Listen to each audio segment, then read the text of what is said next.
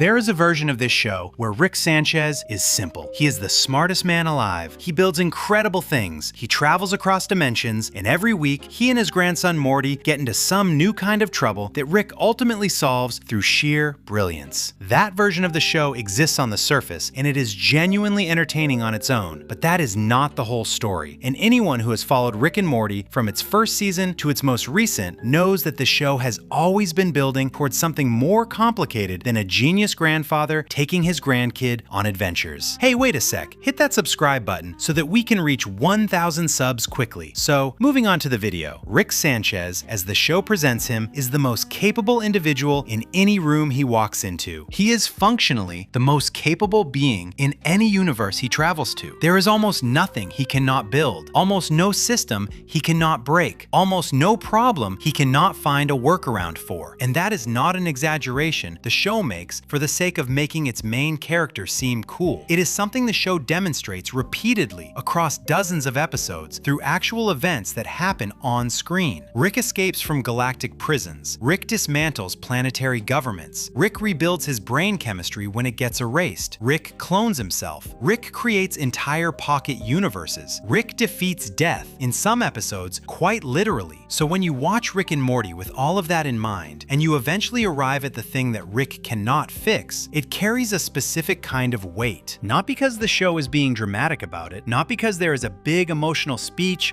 or a tearful confrontation, but because the show has spent so much time establishing what Rick is capable of that when you finally understand what he cannot do, the contrast does all the work. You do not need the show to tell you this matters. You already know it matters because you have spent season after season watching Rick solve everything else. This video is going to walk through that carefully, not with theories or speculation, but with the actual events of the show in order, using what is demonstrated on screen to build a clear picture of who Rick Sanchez is, what he has been through, and why there is one specific thing that his intelligence, his technology, his portal gun, and his bottomless supply of workarounds simply cannot touch. To do that properly, we need to start at the beginning, or close enough to it, because the way Rick is introduced matters. The show does not open with Rick's backstory, or his grief, or his past. It opens with Rick as a fully formed personality, someone who has already been everywhere and done everything and arrived at a particular relationship with the universe. He drinks constantly. He speaks in a way that mixes genuine affection with deflection. He is relentlessly funny and occasionally frightening. He knows things that no one else knows, and he uses that knowledge in ways that range from helpful to dangerous, depending on his mood and the situation. And critically, Rick moves into the Smith family home at the beginning of the show as though it is the most natural thing in the world. He just shows up. He integrates himself into the household. He picks Morty as his adventure companion, and the Smith family, which includes Beth, who is Rick's daughter, and Jerry, Beth's husband, and Summer, Beth and Jerry's teenage daughter, mostly accepts this. Beth in particular accepts it because Beth has spent most of her life without her father, and having him back means something to her, even when his behavior is erratic or irresponsible. What the early seasons of the show do not do is explain why Rick left in the first place, or where he was during Beth's childhood, or what happened to Rick's wife Diane, who is Beth's mother. These questions float in the background. They are part of the texture of Rick's character from the beginning. You can tell, even in the earliest episodes, that there is more to Rick than his jokes and his inventions. There is something underneath, something the show is in no hurry to expose. The first real crack in the surface comes in a season 1 episode where Rick, in a moment of unusual honesty, tells Morty that he needs him specifically, that Morty's brain waves cancel out Rick's genius waves and make it safer for Rick to move through the world without attracting attention from certain entities. That explanation is given in a fairly casual way, almost as a technicality, but it also does something more interesting than explain a plot mechanic. It establishes that Rick, for all his power, has a reason to be around Morty. He is not just taking his grandson on adventures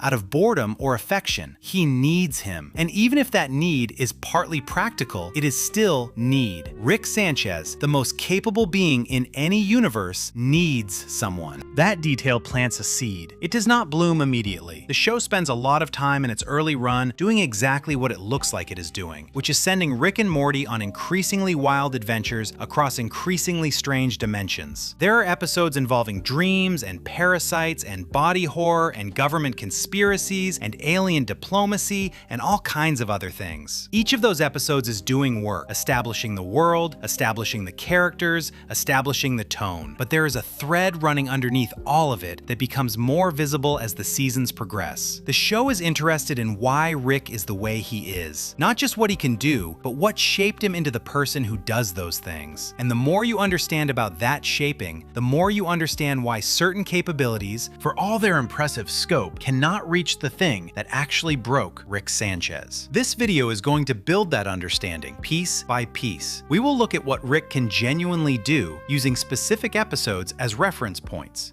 We will look at the moments where his control has limits. We will go through the backstory the show eventually reveals, particularly what happened to Diane and who was responsible for it. We will examine why that specific event, unlike so many other terrible things Rick has encountered, stays permanent. And we will trace how that permanence shows up in the way Rick behaves across the entire run of the series. What you will not find here is speculation about things the show has not addressed, invented dialogue or invented scenes, or dramatic claims that go beyond what is actually on screen. Rick and Morty is a show with a surprisingly rich, factual foundation beneath its comedy, and that foundation is enough. You do not need to add anything to it. The story that is actually there is more interesting than any theory you could build on top of it. So let us start with what Rick actually is. Not as a concept, not as a type, but as a specific individual with specific abilities demonstrated in specific episodes. Because before you can understand what he cannot fix, you need to understand in real concrete terms just how much he can fix and what it means for something to fall outside that range. The reputation Rick has in the world of the show is enormous and largely deserved. Other characters reference it constantly. The Galactic Federation, which functions as something like a galactic government in the show's universe, views Rick as a threat significant enough to dedicate substantial resources to capturing him. The Council of Ricks, which is an organization made up of alternate versions of Rick from across the multiverse, respects him enough to fear him. Alien civilizations he has never visited have heard of him. The show occasionally has background characters react to Rick's name or appearance with recognition or alarm, which communicates that his reputation precedes him in virtually every context he enters. This is not just reputation built on bluster. The show earns it through what it actually shows Rick doing. And to understand the full scope of that, you need to walk through the technology and the capabilities the show has established over its run, which is exactly what we are going to do in the next section. But before we get there, it is worth sitting with the central premise of this video for just a moment, because it is the kind of premise that only works if you believe both halves of it. The first half is that Rick Sanchez is genuinely as capable as the show says he is. The second half is that there is something his capability cannot touch. If you do not believe the first half, the second half has no weight. And if you do not understand what the second half actually consists of, specifically what event, what loss, what fact of Rick's life sits outside the reach of all that capability, then you only have a general feeling about Rick rather than a clear understanding of his character. This video exists to give you that clear understanding. By the time you reach the end of it, you will have seen, drawn entirely from the actual content of Rick and Morty, how a man who can do almost anything ended up defined by the one thing he cannot undo. And you will understand why that is not a tragic irony or a narrative trick. It is, based on everything the show has given us, simply the truth of who Rick Sanchez is. Let us get into it. Section 2. Rick's technological power. The easiest place to start when talking about Rick's capabilities is the portal gun, because it is the most visible symbol of what Rick can do, and because the show spends a significant amount of time exploring its implications. The portal gun, as demonstrated throughout the series, allows Rick to open stable passages between dimensions, between planets, and across what appears to be any meaningful distance within or between universes. He uses it constantly and casually, the way someone might use a car key, It is not portrayed as a difficult technology to operate, at least not for Rick. It is just a tool he has, one he built and refined and maintains, and one that gives him access to a range of locations that no other character in the show comes close to matching. What makes the portal gun significant beyond its basic function is what it implies about Rick's scientific knowledge. Building a device that can reliably open stable passages through dimensional space requires a level of understanding of physics, quantum mechanics, dimensional topology, and energy generation that the show treats as simply beyond the reach of anyone else in its universe. The Galactic Federation, which is a civilization advanced enough to span multiple planets and maintain a functioning interplanetary government with bureaucracy and prisons and currency, does not have portal technology.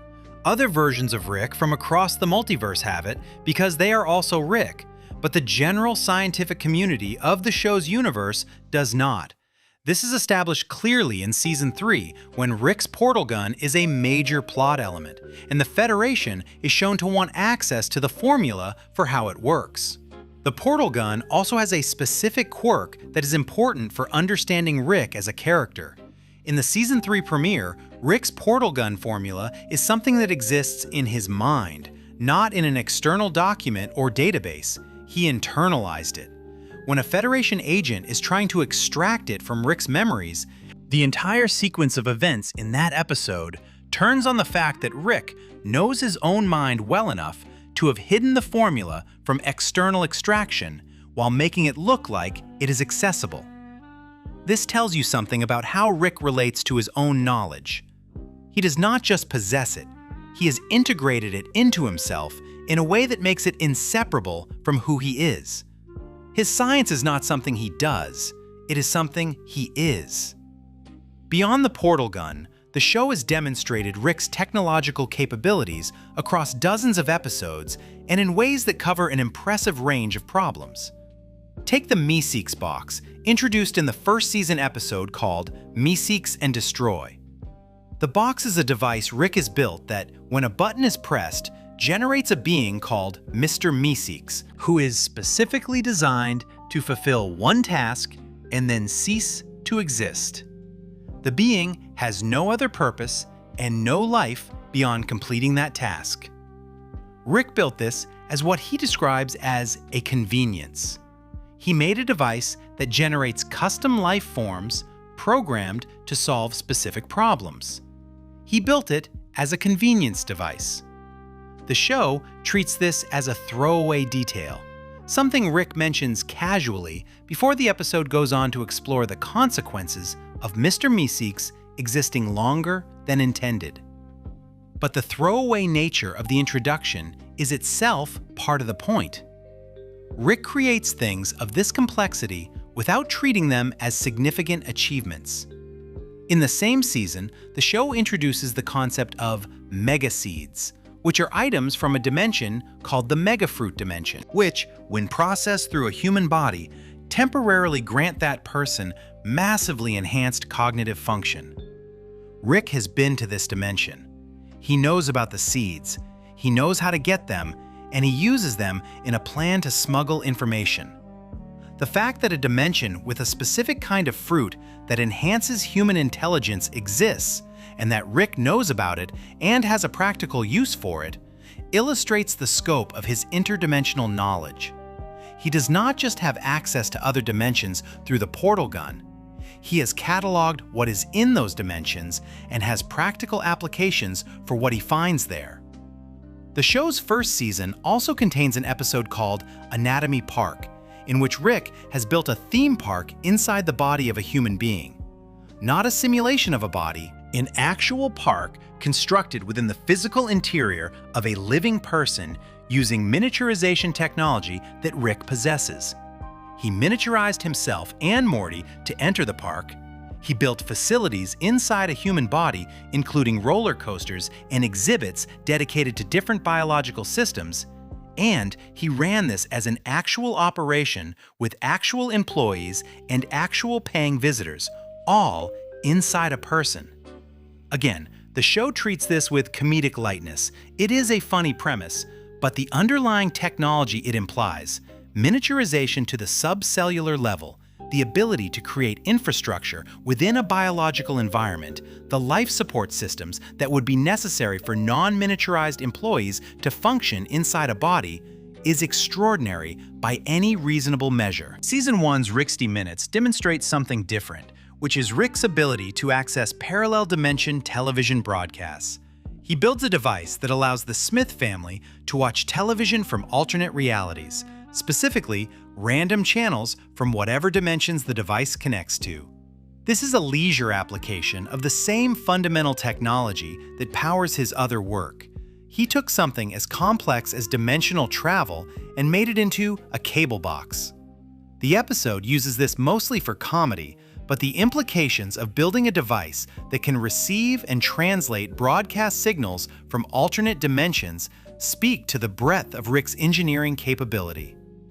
Moving into Season 2, the episode called Autoerotic Assimilation contains an important demonstration of how Rick approaches biological and cognitive science. Unity is a hive mind, meaning it is a being that can absorb other consciousnesses and extend its own cognition across multiple physical bodies simultaneously. Rick's relationship with Unity is personal, which is relevant to later sections of this video.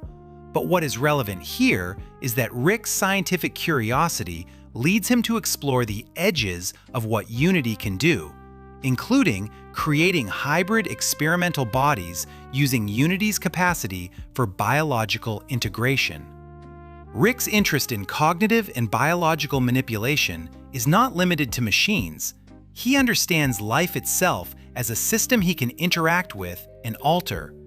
The episode called Total Recall, also from Season 2, involves alien parasites that can implant false memories into humans to propagate themselves.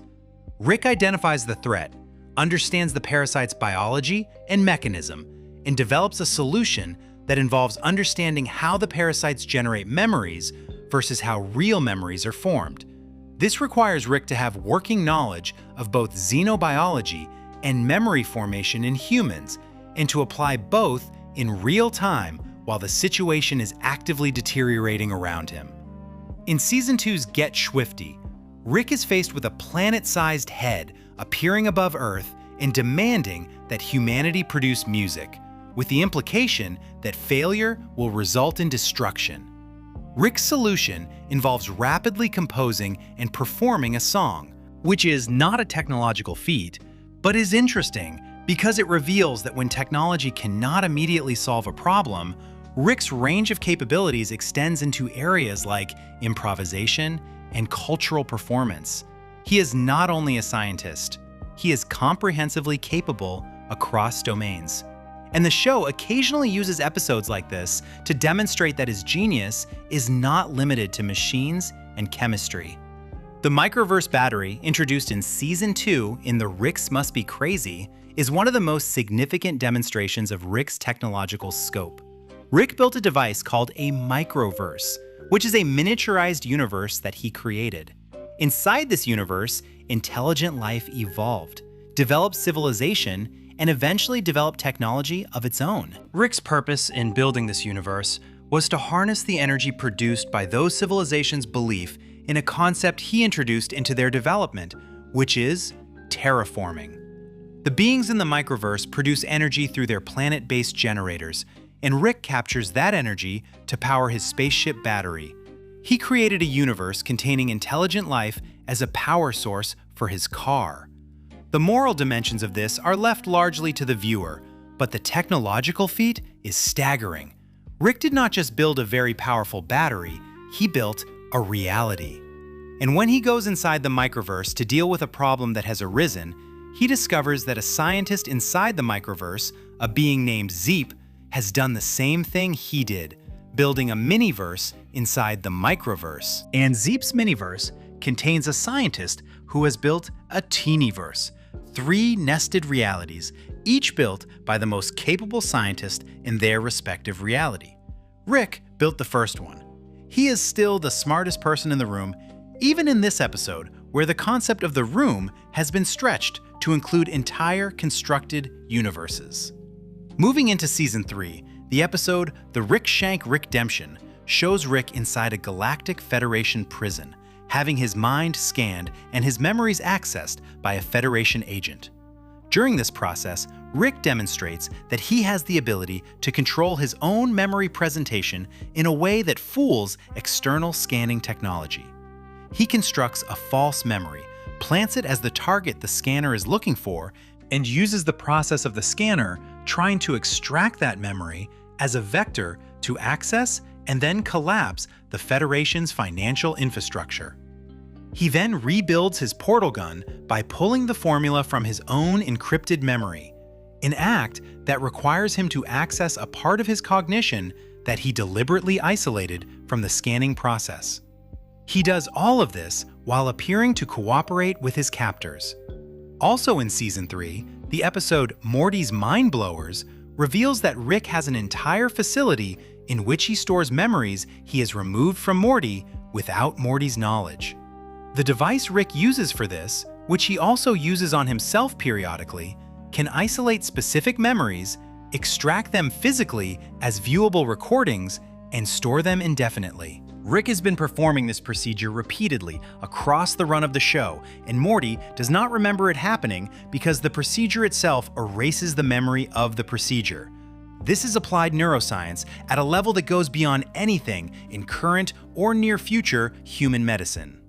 The episode The ABCs of Beth in Season 3 reveals that Rick built a pocket dimension specifically for Beth as a child, a place called Fruipyland, which was designed to be a safe, consequence-free play environment. He engineered an entire contained dimension as a gift for his daughter. The dimension has its own physics, its own life forms, and its own logic. Rick built it to keep Beth safe and entertained during her childhood, which is also one of the few moments in the show where Rick's technology is framed explicitly as an act of parental care. In Season 4, the episode Edge of Tomorty, Rick Die Rickety Rick, opens with Morty dying repeatedly in a time loop scenario, and Rick cloning Morty back each time using equipment on board his ship. The casual ease with which Rick generates working clones of his grandson, complete with functioning personality and memory apparently intact, is presented as something Rick does routinely when field conditions require it. Clone generation as a standard emergency procedure on what is essentially Rick's adventure vehicle speaks to the level of preparation and capability Rick brings to even ordinary situations. Season 5 brings more examples across its run, but the Season 5 episode Rick Dependence Spray explores biological science in ways that are mainly comedic, but still consistent with the show's general picture of Rick as someone whose knowledge of biology and genetics covers ground that no other character can approach. The same season's episode, A Rick Convenient Mort, features an environmental planetary event that Rick understands immediately and can navigate through, again demonstrating his scientific literacy across fields that extend well beyond engineering. The reason to go through all of these examples is not to make a list. It is to build an accurate picture of what Rick's capability actually looks like when you look at the whole series rather than any individual episode. He builds devices that generate life. He builds devices that create universes. He manipulates his own cognition at will. He understands the biology of beings from across the multiverse. He can clone people. He can erase and restore memories. He can access any dimension, any planet, any location. He understands the infrastructure of galactic governments well enough to collapse them.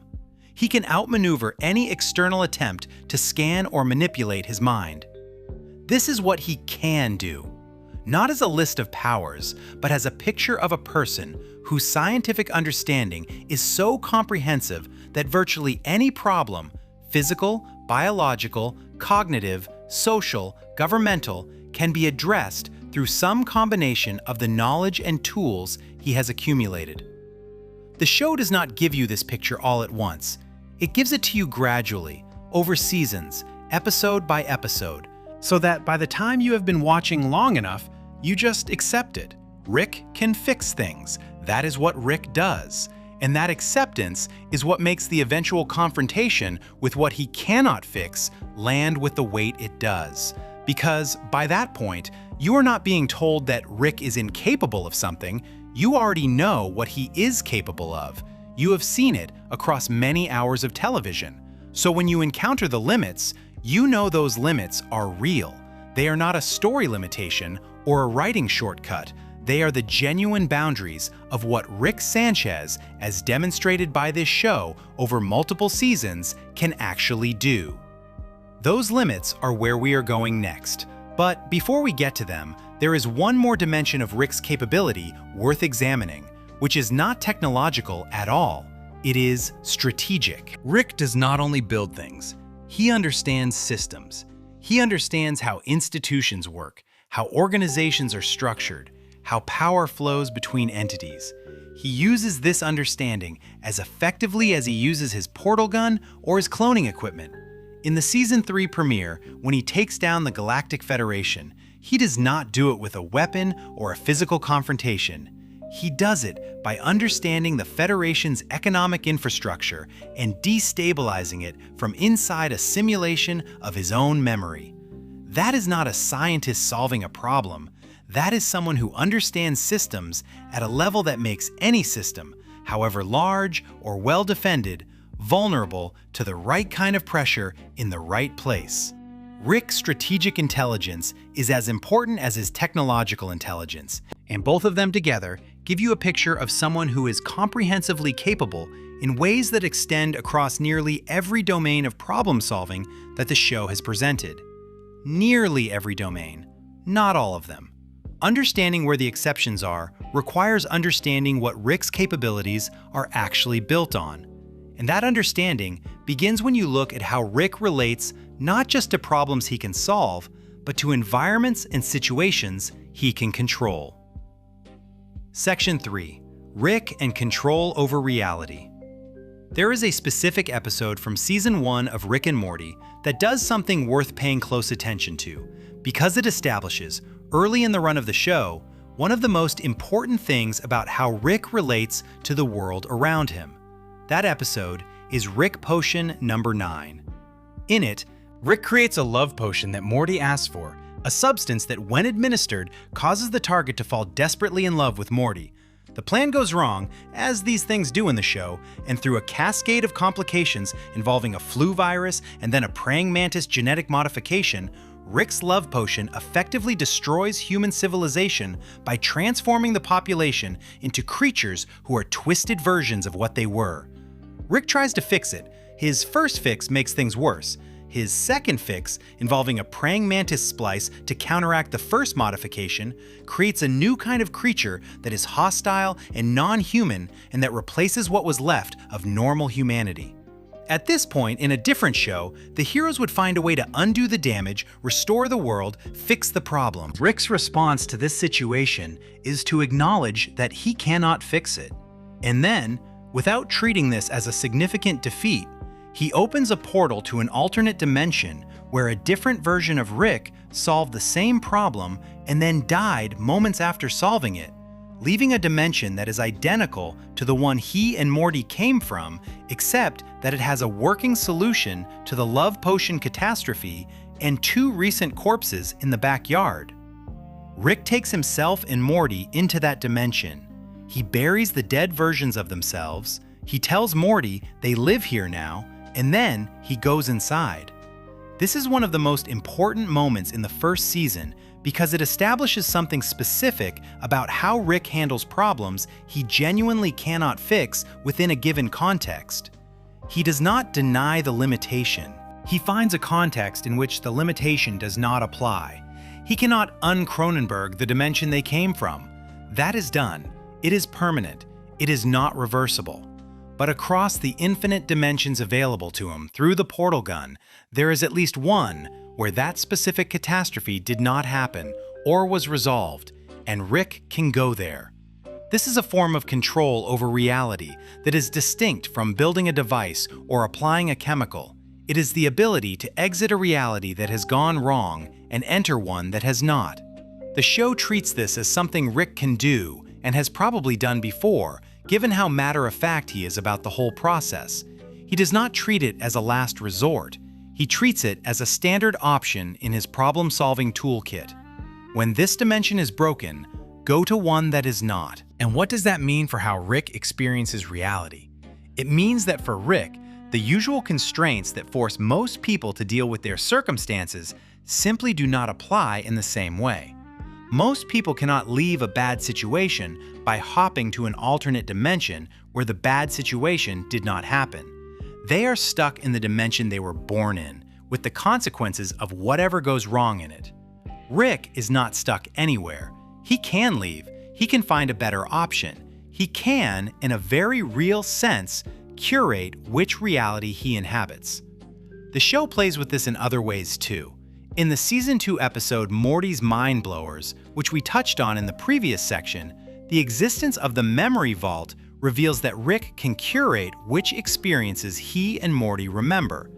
Bad experiences, embarrassing experiences, traumatic experiences can be removed. The continuity of Rick and Morty's lives together is not entirely determined by what happens to them. It is partly determined by what Rick chooses to preserve or discard. This is a different kind of reality manipulation, not geographic, but cognitive. Rick controls not just where he is, but to some extent, what he and Morty remember being there. In Season 3, in the episode titled Vindicators 3: The Return of Worldender, a blackout drunk version of Rick builds an elaborate trap system designed to test a group of superhero-type figures called the Vindicators and expose their moral failures. Rick does not remember building it because he was drunk, but the trap is sophisticated enough that it defeats heroes who have fought planetary-scale threats. A blackout version of Rick, operating on autopilot, builds a system capable of defeating a superhero team. What that tells you about Rick's baseline capability, the level at which he operates even without conscious intention, is significant. Control over his environment is not something Rick achieves through effort, it is something he defaults to. Season 3's Ricklantis mix-up, otherwise known as Tales from the Citadel, takes place primarily on the Citadel of Ricks, which is the headquarters of the Council of Ricks, the organization made up of alternate Rick versions. The episode is not primarily about Rick C-137, who is the main character of the show, but it establishes something important about how Ricks as a category interact with the world around them. Every Rick on the Citadel has built something, runs something, operates something.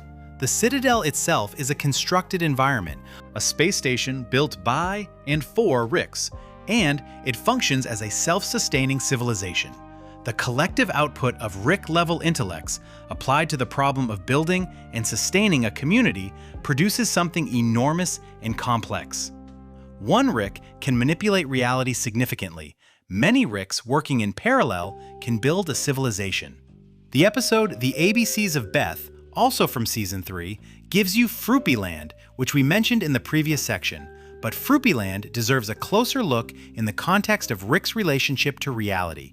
Because what Rick did in building it was not just an engineering achievement, it was a form of environmental design for a specific person. Rick looked at his daughter as a child, understood what she needed in terms of a safe environment to explore, and built a reality around those needs. He created a contained world that was shaped by his understanding of what Beth required. That is a particular relationship to reality, not just the ability to manipulate it, but the ability to shape it around another person's psychology and needs.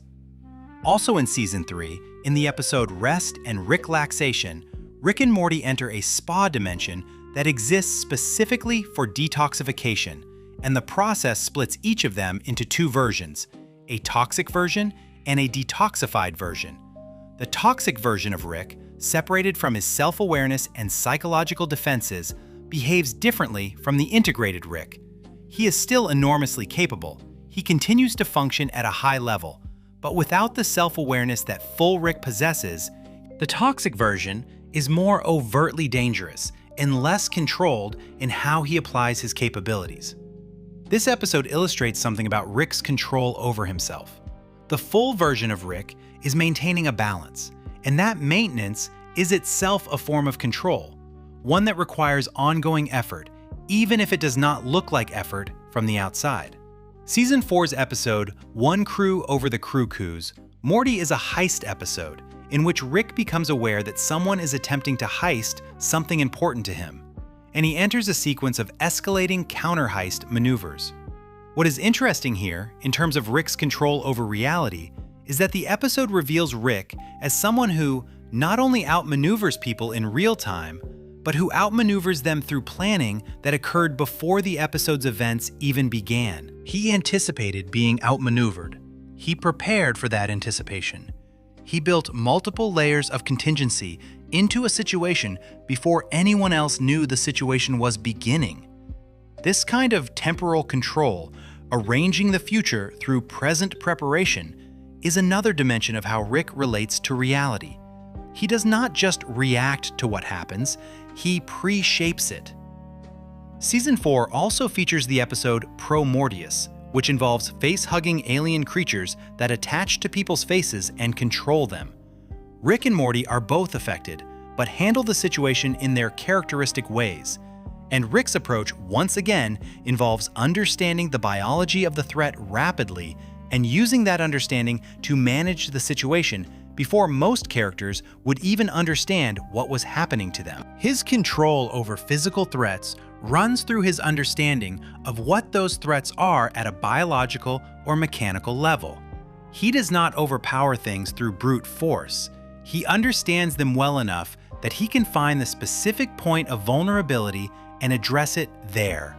In Season 5, the episode A Rick Convenient Mort features Planetina, a character who functions somewhat like a Captain Planet analog, a being created by the combination of elemental rings held by different people. What is relevant here is not the romantic subplot, but what Rick understands about Planetina's power structure.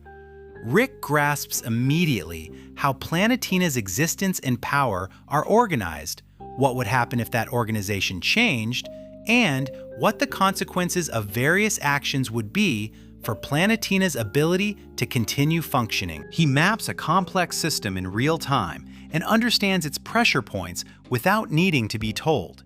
This is consistent with how Rick handles every complex system in the show, whether it is a galactic government, or an interdimensional spa, or a being made of elemental powers.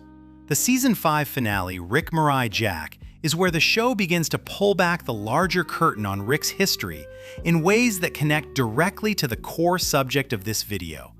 But in terms of what it reveals about Rick's control over reality, the finale establishes that Rick spent a significant portion of his life pursuing a specific target, Rick Prime, across the multiverse. This pursuit required sustained, strategic, transdimensional operation across an enormous span of time and realities. Rick maintained the focus and capability to track an entity that was at least as capable as he was across infinite dimensional possibilities for what appears to be decades. The sustained nature of that pursuit is itself a demonstration of control. Not control over a single situation, but control over the direction of his own life and his own mission across an almost incomprehensible scope. What we are seeing across all of these examples is a consistent pattern. Rick does not just solve individual problems.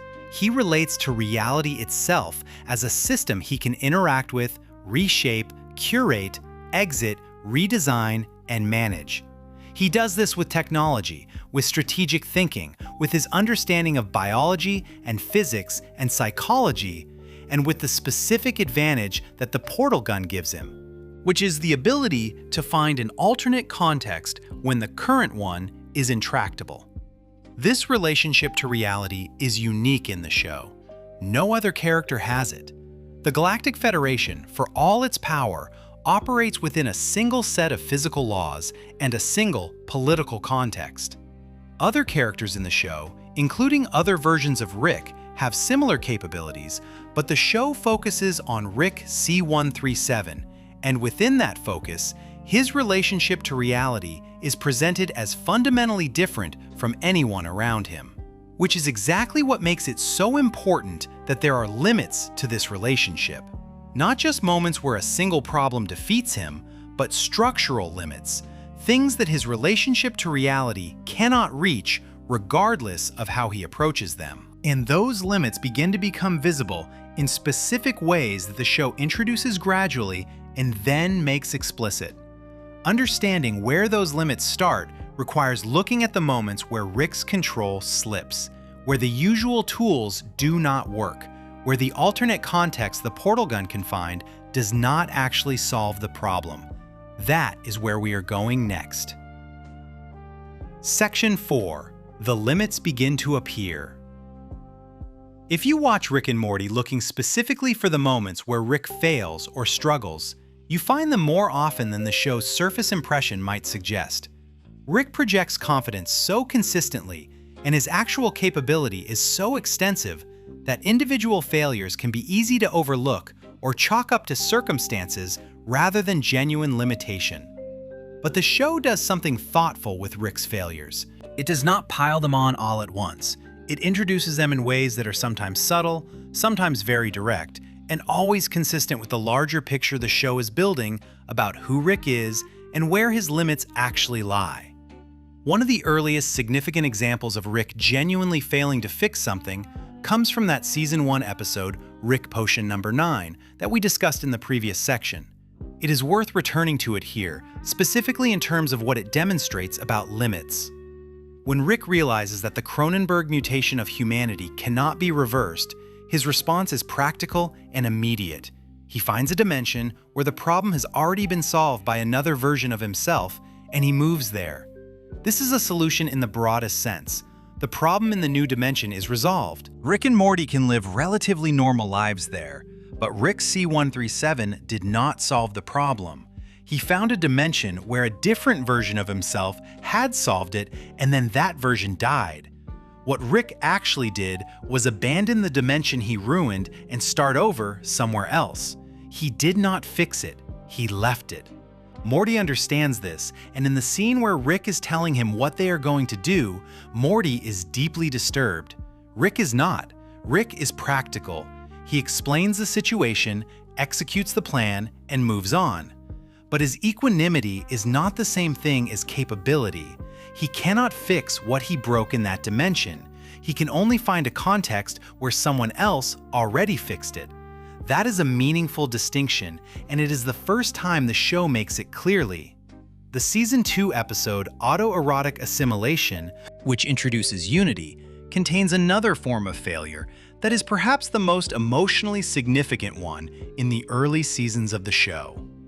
Unity is an entity Rick was once in a relationship with, and their reunion in the episode is not portrayed as a simple or happy one. Rick's relationship with Unity is complicated by the fact that Unity absorbs entire populations of beings into its hive mind, and Rick participates in this in ways that are uncomfortable to watch. But the episode ends with Unity leaving Rick.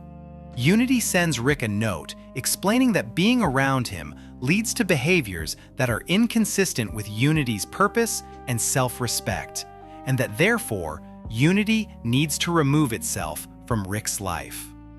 Unity, despite being a being that controls vast numbers of bodies across multiple planets, determines that Rick is something it cannot manage being near.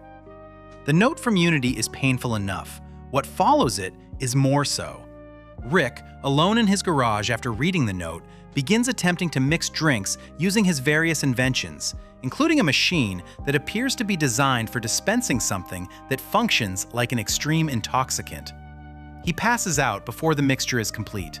This sequence is shown without dialogue or comedy. It is quiet and small. Rick Sanchez, who can build universes, is sitting alone in his garage after being left by someone he cared about, and he cannot fix it. Unity is gone. He cannot go to a dimension where Unity is still there because Unity is an interdimensional entity who has made a decision. There is no alternate context that solves this problem. This is also the episode that ends with Rick appearing to attempt suicide. The show does not linger on this or explain it in detail. It shows Rick setting up what appears to be a self-destructive device, and then the scene cuts away, and in the next episode, Rick is fine and the event is not discussed. But the moment exists, and it exists as a demonstration that Rick, for all the control he exerts over reality, has a point where that control breaks down entirely, where the loss of something important to him produces a response that has nothing to do with technology or intelligence. He sits in his garage after Unity leaves, and he reaches for substances, and then he reaches further than that. The show does not treat this as a dramatic revelation. It places it at the end of an episode and then moves on, but it is consistent with a pattern. Rick's failures are not usually technological. His technology works, his inventions function, his portal gun opens portals. His failures, the real ones, the ones that the show treats with any weight, tend to be in the domain of relationships and irreversible losses. Things that technology addresses poorly by its nature, because technology is good at reversing states and bad at restoring what was genuinely, personally specific about something that is now gone. Season 2's finale, The Wedding Squanchers, involves a significant political development in which Rick turns himself in to the Galactic Federation rather than allow his family to live as fugitives. This is often read as a moment of genuine sacrifice on Rick's part, and it probably is, but it is also a moment of failure in a particular sense. Rick does not want to turn himself in. He is doing it because the situation has developed in a way that he cannot fully control, specifically because his friend Bird Person has been turned into a weapon by the Federation, and because the political circumstances have made Rick's freedom incompatible with his family's safety. He could not prevent Bird Person from being turned. He could not prevent the political situation from developing the way it did. His response, turning himself in, is the kind of practical decision he makes often, but it is made in a context of genuine constraint. He is not solving the problem, he is accepting the consequences of a situation he could not prevent. Season 3 then shows us Rick escaping from that galactic prison, which is an impressive feat and which seems to restore the picture of Rick as someone who cannot be contained. But even in Season 3, the limits continue to appear. The Season 3 episode, The Rick-Churian Morty Date, involves a dispute with the President of the United States over access to Rick's services, and the episode escalates into a standoff that is comedic but that also reveals something about Rick's relationship to authority structures. Rick refuses to engage with the President on the President's terms, but he also cannot simply resolve the situation the way he would if it were a purely technical problem. The conflict persists and escalates because it is a conflict of ego and principle rather than a problem with a technical solution. Season 4's episode, The Old Man and the Seat, is about Rick's private toilet in a hidden dimension, which is an absurd premise but which touches something real. Rick has built himself a private sanctuary, a place that is his alone, specifically because he needs a space that is entirely under his control and accessible only to him. The fact that Rick feels this need, the need for a place where nothing can intrude, is a kind of limit made visible. He controls vast swaths of reality, but he still needs a private corner of it that he can guarantee belongs only to him. Season 5's Mortiplicity opens with multiple clone families of the Smiths being revealed and subsequently being targeted by a threat that neither Rick nor any of his clones can immediately identify or stop. The episode involves a sequential elimination of clone families, and Rick's response across the episode involves a lot of running and repositioning rather than straightforward solutions. Eventually the situation resolves, but it resolves in a way that owes as much to the chaos of the scenario as to Rick's deliberate genius. The Season 5 finale, Rick Mirai Jack, along with the earlier episode, Forgetting Sarek Mortshaw, sets up the confrontation with Rick Prime by revealing the depth of Rick's obsession with finding him. And what the finale makes clear is that for all his trans-dimensional capability, Rick has been unable to find Rick Prime across years of searching. He has been looking, he has the tools to look across infinite dimensions. He has not been able to find this specific entity. Rick's limitation is not that he lacks the technology to search, it is that Rick Prime is at least as capable as he is, and an equal opponent who wants to stay hidden can stay hidden even from Rick. In Season 7, in the episode Unmortricken, Rick finally finds and kills Rick Prime. And this is where perhaps the most important limit in the entire show becomes visible. Not through failure to kill Rick Prime, but through what happens after the killing. Rick catches him, Rick confronts him, Rick kills him, and then Rick stands there. Diane is still gone. The killing of Rick Prime does not restore her. It does not change the fact that she died. It does not produce closure in the simple sense. Rick has accomplished the thing he spent years working toward, and it does not fix the problem that motivated the years of work. This is a limit of a different kind than any of the others we have looked at. It is not a limit of technology or strategy or knowledge. It is the limit of consequence. Rick can make Rick Prime dead. He cannot make Diane alive. He cannot make the years without her unhappen.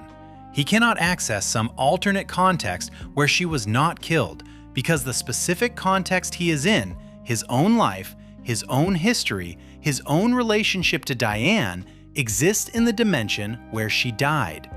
He can go to dimensions where a version of Diane is alive, but that Diane is not his Diane. She does not know him the way his Diane knew him. She did not raise the same Beth. She is a stranger who resembles someone Rick loved. The limits that begin to appear across the show, from the Cronenberg episode, through Unity's departure, through the inability to find Rick Prime for years, through the emptiness after finally killing him, all point toward the same structural truth. Rick's capabilities, vast as they are capabilities that operate in the world of problems, the world of loss, specifically of irreversible, personal, specific loss, sits in a different category. And that category begins with what happened to Diane. Section 5. Diane's death. Understanding what happened to Diane requires piecing together information that the show reveals across multiple seasons, and that becomes increasingly clear as the series progresses. The show does not give you the full picture in a single episode. It gives you fragments, and then later episodes contextualize those fragments. And by the time you have the complete picture, you understand both what happened and why it matters so much to who Rick is. The first significant piece of information about Rick's past comes in the Season 3 premiere, The Rick Shank Rickdemption. In this episode, Rick is inside a Galactic Federation prison, and a Federation agent named Cornelius Daniel has been given access to Rick's mind, specifically to find the formula for the portal gun. The agent navigates through what appears to be Rick's memories, and during this process, Rick shows the agent a memory of his earlier life before he became the nomadic interdimensional traveler he is in the present of the show. In this memory, Rick is a younger man, living in a house with a wife named Diane and a baby daughter named Beth. He is working in his garage, which is already full of scientific equipment, suggesting that he has always been scientifically oriented even in his domestic life. And then another Rick appears. This other Rick uses the device to project a portal into young Rick's garage, and he offers Rick the opportunity to join him in interdimensional travel. He shows Rick what the portal gun can do. He explains the possibilities, and Rick, standing in his garage with his family in the house nearby, declines. He says no. The other Rick leaves, and shortly after, something falls from the sky, a device or a bomb or a weapon, and it lands on the house where Diane and Beth are. The explosion kills them. Rick runs to the wreckage, finds Diane's body, and the memory ends there. This is a devastating memory, and Rick, presenting it to the Federation agent, acknowledges that this event is what drove him. He says it put him on a path. He dedicated himself to finding the Rick who killed his family. He built his own portal gun, began interdimensional travel, pursued his revenge across dimensions and years. This is presented as the origin story, the moment that made Rick who he is. And then Rick reveals to the agent that the memory is fake.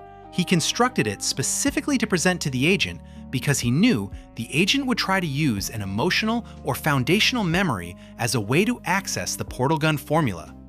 Rick tells the agent that the memory was built from sentimental stories that scientists tell themselves and that nothing in his life is real or matters, and this moment of nihilistic declaration is used to justify the memory being fictional. This is where the show's handling of Rick's backstory becomes genuinely complex. In the moment of the Season 3 premiere, Rick is telling us the memory is fake. He is disowning it. But as subsequent seasons develop, it becomes increasingly clear that the memory, or something very close to it, is actually true. Rick was not lying about having had a family and losing them. He was lying about the memory being constructed. The truth is that something very much like what that memory depicted actually happened, and Rick's denial of its reality in that moment is itself a coping mechanism, a way of putting distance between himself and the thing that broke him. This pattern, Rick telling people or himself that something does not matter or is not real when it is the thing that matters most, is consistent throughout the show. It is how Rick operates. He does not confront painful truths directly. He buries them under other things, under humor, under movement, under nihilism, under the claim that nothing is real or meaningful anyway. But the buried things are still there, and the more the show reveals about Rick's past, the more clear it becomes that the memory from Season 3, whether or not every detail is accurate, reflects something real. The Season 5 finale, Rick Mirai Jack, advances this significantly. Evil Morty, who has been a recurring figure since Season 1's close Rick counters of the Rick kind, gives a speech near the end of this episode that touches on the nature of the Citadel and on the relationship between Rick's and Morty's. And woven into the episode's events is more context about why Rick C137 is distinct from other Ricks, why he is the original Rick in some sense that the other Ricks on the Citadel are not. The episode establishes that Rick C137 is the Rick who suffered the foundational loss that the other Ricks did not, or at least that he suffered it in a way that set him on a different path than the Rick Prime who became the progenitor figure of the Citadel. Season 7 brings the clearest and most explicit information about Diane's death, particularly through the episode Unmortrican, which is the episode where Rick finally finds and kills Rick Prime. Before that confrontation, the show has been developing Rick Prime as a character across Season 6 and into Season 7. Rick Prime is identified as the Rick who visited Rick C137 in his garage, the one who made the offer that Rick C137 declined, and who then, upon being declined, destroyed Rick's house and killed Diane.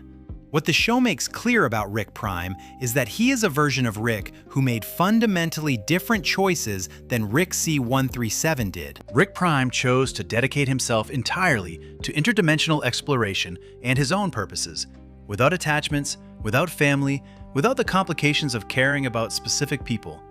He visited Rick C137 specifically to offer that same path. When Rick C137 declined, Rick Prime's response was to destroy what Rick C137 was choosing to stay for. He killed Diane not as a strategic move with specific goals, but in a way that the show suggests was more arbitrary, a demonstration of what Rick Prime thought of sentimentality and attachment. He removed the thing that was keeping Rick C137 grounded. Diane herself as a character is someone the audience knows primarily through these fragments. She appears in memories, in photographs, in the emotional aftermath of her absence. She is not a developed character in the way the current cast members are. What the show gives you is enough to understand who she was to Rick, a wife, a partner, a person whose existence gave his life a specific kind of grounding that he lost when she died. She was the reason Rick was the kind of person who would say no to interdimensional travel in order to stay home with his family. She was the anchor. And Bethany, young Beth, was there in the house when the explosion happened. The show is somewhat ambiguous about whether young Beth also died in that explosion or whether she survived. The backstory suggests that Rick C137, after losing Diane, ultimately ended up in a situation where the Beth he is with in the show is a Beth from another dimension, not the infant Beth who was in the house with Diane. This connects to the broader structure of the Rick C137 story, in which the Rick of the main show is defined partly by the fact that he is not in the dimension he started in, that he arrived in the Smith family through a series of dimensional displacements that were themselves consequences of what happened with Diane. But even accounting for the complexity of the multiverse and the dimensional displacement, the fundamental fact is simple. Rick had a wife named Diane. She was killed by another Rick, Rick Prime, when Rick C-137 refused to abandon his family for interdimensional travel. That event is the event that shaped everything that came after. It is the event that put Rick on the path toward becoming the person the show begins with. It is the wound that everything else in Rick's character is built around. And what makes it the most important limit in Rick's life is not just that it is painful. Painful things happen to characters in stories all the time. What makes it important is the combination of two facts. It is the thing that broke Rick, and it is the thing he cannot fix. The vastness of what he can do makes the permanence of what he cannot undo more significant, not less. If Rick were an ordinary person, the loss of his wife would be painful but not surprising. People lose people they love. They grieve. They go on. Rick is not an ordinary person. He is a person who can build universes and clone the dead and collapse galactic governments. And even he cannot bring Diane back. He cannot make that choice he made in his garage not have consequences.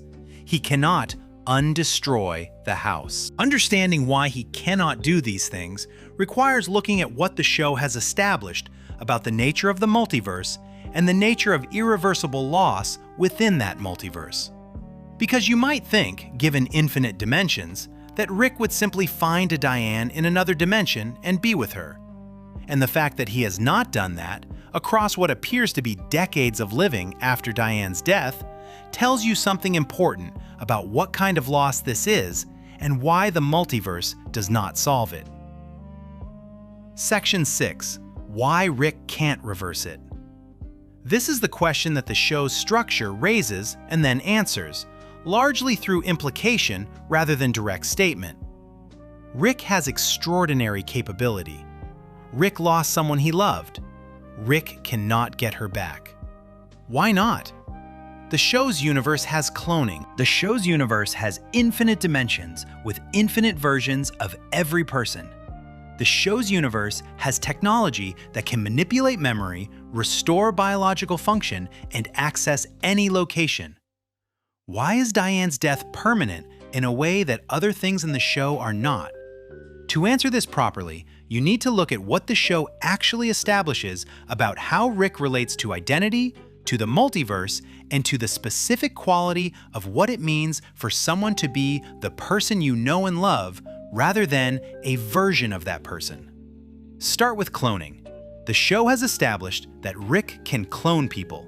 In the Season 4 premiere, Edge of Tomorty, Rick Die Rickety Rick, Rick clones Morty back multiple times after Morty dies during the opening adventure sequence. The cloning is presented as functional. The cloned Morty continues to operate as Morty. He has Morty's memories, his personality, his physical form. From the outside, the clone is indistinguishable from the original. And Rick treats the cloning as a routine emergency procedure. But there is something important embedded in this that the show does not spell out, but that becomes clear when you think about it carefully. The cloning Rick does in this episode is rapid replacement.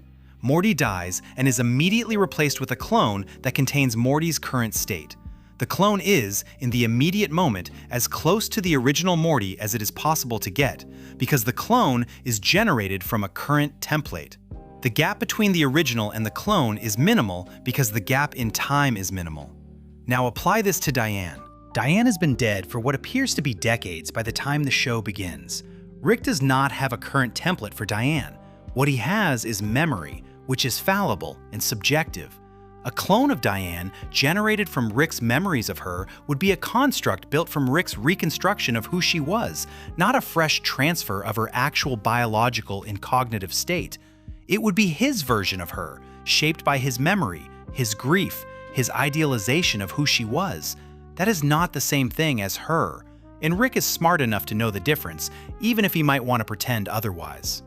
Moreover, even if Rick had a perfect template for Diane from before her death, the resulting clone would not have experienced the years that Diane would have experienced had she lived. She would not know that Rick spent decades pursuing Rick Prime. She would not have the context for who Rick has become in those years. She would be a version of Diane from a specific moment, resumed into a world that has moved far beyond that moment without her. The person Rick misses is not just Diane's biology and personality at the time of her death. It is everything she would have been across all the years since then, the accumulation of shared experiences that Rick can no longer have with her, the person she would have become. A clone cannot give him that. This is actually consistent with how the show treats cloning in general. When Rick clones Morty in the Season 4 premiere, the episode is treating this as a practical emergency measure, not as a philosophical exploration of identity. But the show is aware of the distinction between a person and a copy of a person. There are moments across the series where Rick interacts with copies of people, and the show marks those interactions as different from interactions with the originals. The copy is not treated as fully equivalent. The second potential solution, finding Diane in another dimension, runs into a different but related problem. The multiverse in Rick and Morty is not a multiverse where alternate versions of people are meaningfully the same people. They share biology and to varying degrees personality, but they have lived different lives in different contexts and are, in any meaningful sense, different individuals.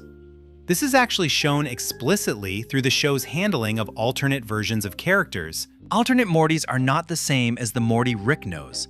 The Citadel of Ricks contains hundreds of Ricks who are all different from each other in significant ways despite sharing the same origin point. Being the same person in some physical or genetic sense does not make alternate versions interchangeable for the purposes of personal relationships. Rick almost certainly knows this better than anyone. He has been to hundreds or thousands of dimensions. He has met versions of people he knows across those dimensions, and he has presumably encountered Diane's, versions of his wife who are alive and who share her appearance and baseline personality but who are not her, who have never met him, or who met a different him, or who are married to a different Rick who is himself a different person. None of those Dianes are the Diane Rick lost, and Rick's intelligence means he cannot fool himself about this, the way a less capable person might be tempted to. There is also a specific quality to the loss that makes it resistant to any form of reversal or replacement. Diane was killed before Rick became the person he is in the present of the show.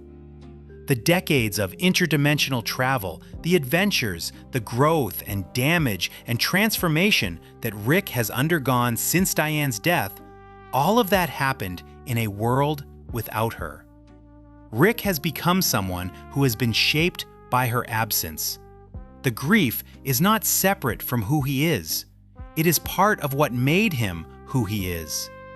You cannot restore the relationship by restoring Diane because the Rick who would be in that relationship is not the same Rick who lost her. He is someone who has been changed by the loss. He is someone built, in part, around the hole she left. This is not a technological problem. It is a structural one.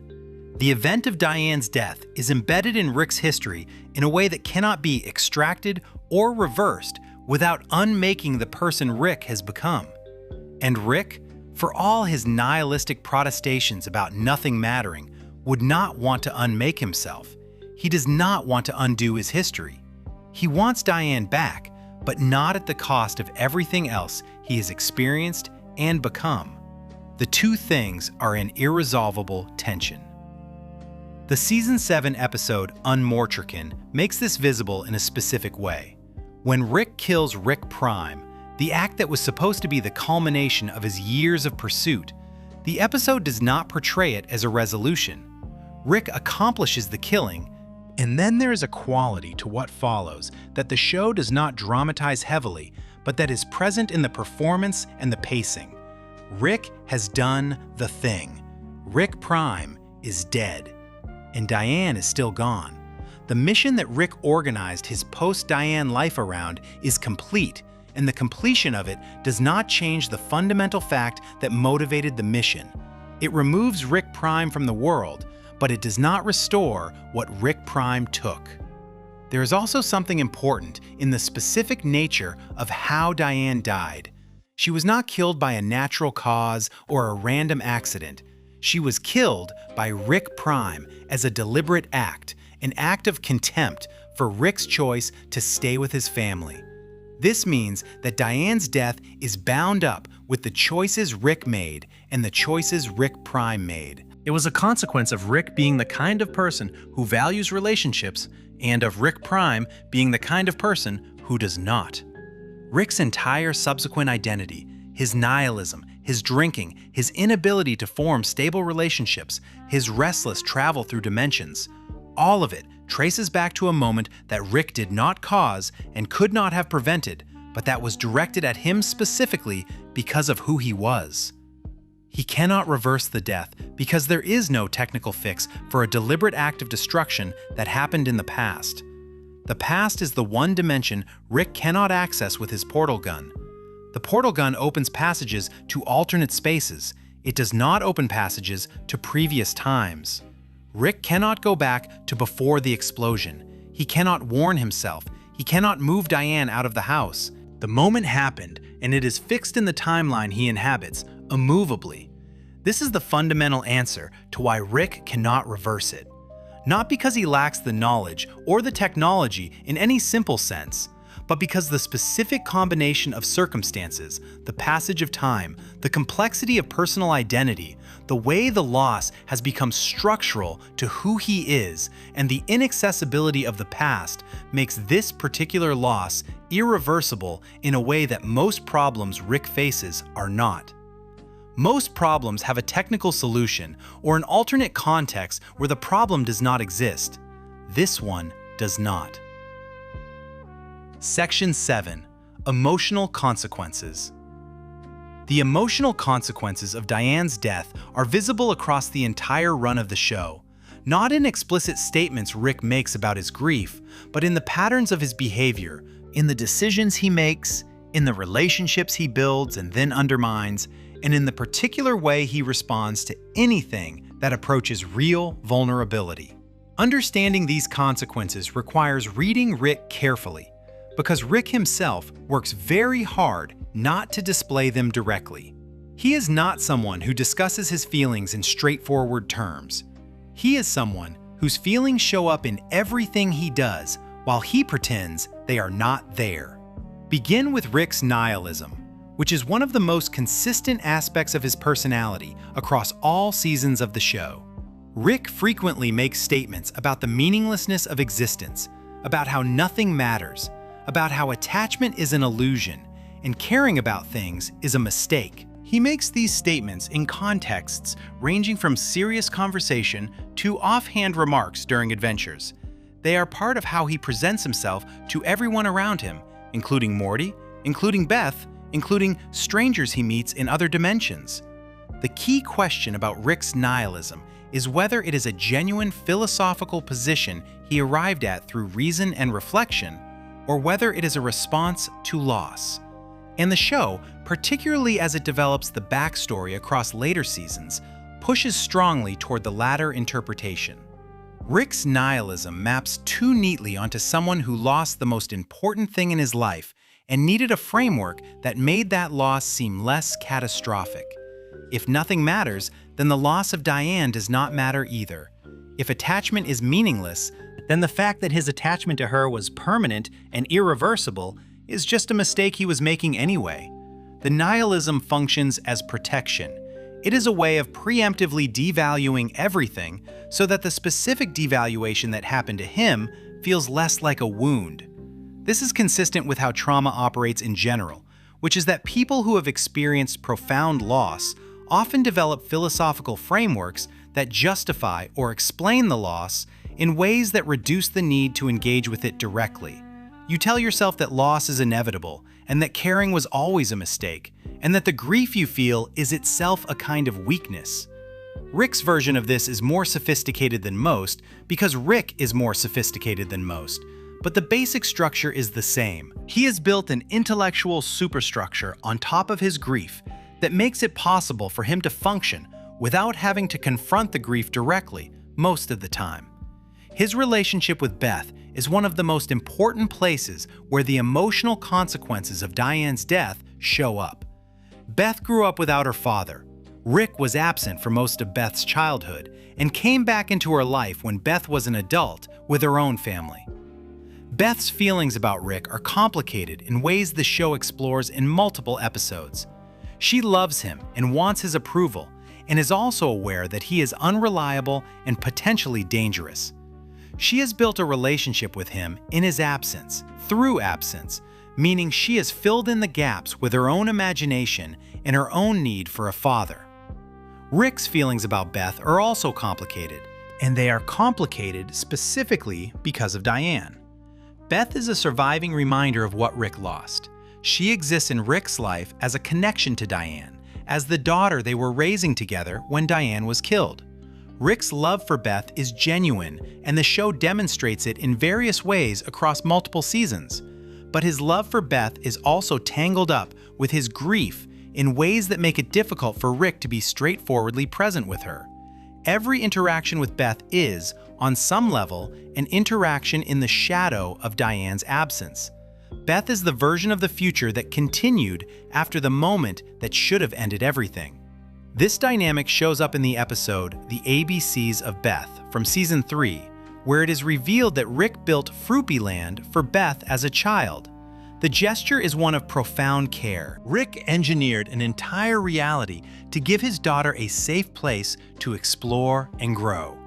But Rick was not there during Beth's childhood in the way a present father would be. He built her this extraordinary gift and then was absent for the years when Beth was using it. The gift is an expression of love. The absence is an expression of the way grief and guilt and inability to cope can keep someone from being present even for the people they love most. There is also something in the specifics of the Fruity Land reveal that is worth noting. Rick built it as a safety measure because Beth, as a child, had dangerous impulses, a desire to do things that could hurt herself or others.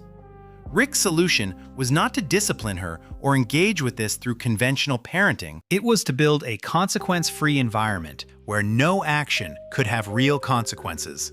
That is a very Rickian solution, brilliant and technological and designed to solve the immediate problem. But it is also the solution of someone who is managing from a distance, who is applying his genius as a substitute for presence, who is doing what he is good at rather than what the situation actually requires. Rick's relationship with Morty carries different emotional weight, but is also shaped by the losses in Rick's history. Morty serves multiple functions in Rick's life.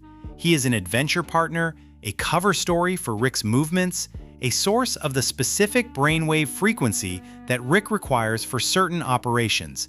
But he is also, in ways the show develops gradually, a genuine attachment for Rick, one of the few people Rick actually cares about in a way that is not entirely filtered through utility or habit.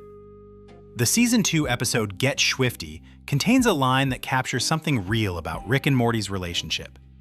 Rick tells Morty at one point that he would die for him, and the delivery is casual enough that it could be played as a joke, but is also clearly meant.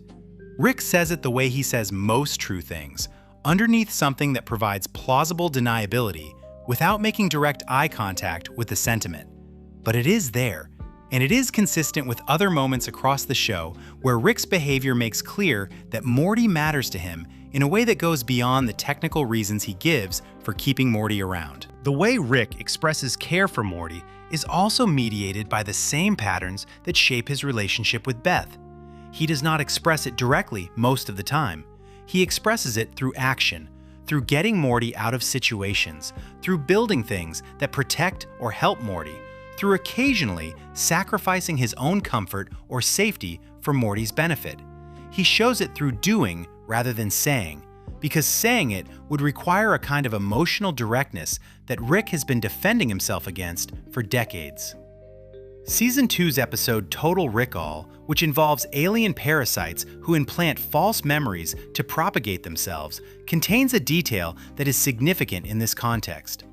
The parasites work by generating positive memories because they cannot generate memories of bad experiences with people. The way Rick and the others identify real memories versus parasitic implants is by recognizing that real memories also include conflict, annoyance, and difficulty. The relationships that are real are the ones that have bad moments in them, along with good ones. This is a small detail in service of the episode's plot, but it is consistent with the show's broader understanding of what genuine relationships are made of. Real connection includes friction, includes disappointment, includes the messy, imperfect interaction of two actual people. Rick knows this, and his most genuine relationships with Morty, with Beth, with Bird Person, all have this quality. His relationship with Bird Person is worth pausing on briefly. Bird Person, who appears in several episodes and who is Rick's oldest and closest friend, is someone who knows Rick in a way that almost no one else does. They have history together. They have fought together, in the actual sense of combat as well as the emotional sense. In the Season 1 episode, Ricksy Business, Bird Person gives Morty what amounts to an explanation of how to read Rick, telling him that phrases Rick uses that seem dismissive or nihilistic are in fact expressions of care and sadness. Bird Person can translate Rick because he has known Rick long enough to understand the gap between what Rick says and what Rick means. This gap, the distance between Rick's presentation and his internal state, is a direct consequence of how he learned to cope with loss and grief. Season 3's episode, The Whirly-Durly Conspiracy, contains a significant scene in which Jerry, who has been manipulated into a conspiracy against Rick's life, ends up having a conversation with Rick during an adventure they are forced to complete together. Jerry is not a character who often has access to Rick's interior life, but in this episode, during a moment of unusual vulnerability, Rick says something that touches directly on his grief and his inability to handle it. He tells Jerry that he is a bit of a coward when it comes to these things, meaning when it comes to confronting his feelings and his past. He says it with some deflection and some self-deprecation, but it lands as genuine. Rick knows he is avoidant. He knows that his coping mechanisms are avoidance mechanisms. He just cannot stop using them. This self-awareness is one of the most interesting things about Rick as a character. He is not unaware of his emotional state or his psychological patterns. He is, in many ways, acutely aware of them. He understands what is happening inside him. He just cannot fix it. His intelligence, which serves him so well in every other domain, does not serve him here. You cannot think your way out of grief. You cannot build a device that removes the need to grieve. You cannot portal to a dimension where the grief has already resolved. The emotional consequences of Diane's death are not a problem that intelligence can solve, and Rick knows this, and knowing it makes it worse rather than better, because it is the one domain where his greatest strength offers no advantage. The show's emotional texture in its best episodes is built on this understanding. Rick's humor, his energy, his constant movement from situation to situation, his adventuring and inventing and traveling, all of it reads differently once you understand what is underneath it. It reads as the activity of someone who is very good at staying busy and who has been staying busy for a very long time. Because staying busy is the only thing he has found that keeps the grief from being the most present thing in any given moment. Section 8. Rick's attempts to cope. The coping strategies Rick has developed over what appears to be decades are visible throughout the show, and they are varied enough that it takes some attention to see them as a system rather than as individual behaviors. Rick drinks. Rick works. Rick travels. Rick keeps people at a specific kind of distance even while maintaining connection with them. Rick uses adventure as a structure that fills time and provides purpose and keeps the internal state from becoming the primary experience. Each of these strategies does something, and each of them also fails in ways the show makes visible if you are looking for them. The drinking is the most obvious and most consistently present coping mechanism. Rick is shown drinking in virtually every episode. His signature seems to be a green substance he carries in a flask, which he drinks from constantly, and which appears to function as alcohol in terms of its effects, though it is presumably something more extreme given Rick's physiology and given the various alien substances he has access to. The drinking is normalized by the show's tone, presented as character texture rather than as crisis, but the show also does not shy away from the implications of drinking at the volume Rick drinks at.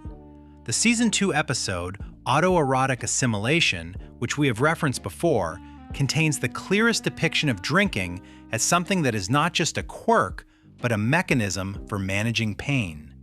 After Unity leaves, Rick sits in his garage attempting to mix something from his various devices, and the sequence makes clear that he is not drinking to enjoy himself, he is drinking to not feel the thing he is feeling. He drinks until he passes out, and then, in the same sequence, the scene moves toward what appears to be a self-harm attempt, which shows that when the drinking is not sufficient, Rick reaches for something more extreme. The show does not catalog every moment of Rick's drinking with this level of attention. Most of the time, the drinking is just present, part of the background of who Rick is. But the gravity of the autoerotic assimilation sequence retroactively colors every casual moment of drinking across the show.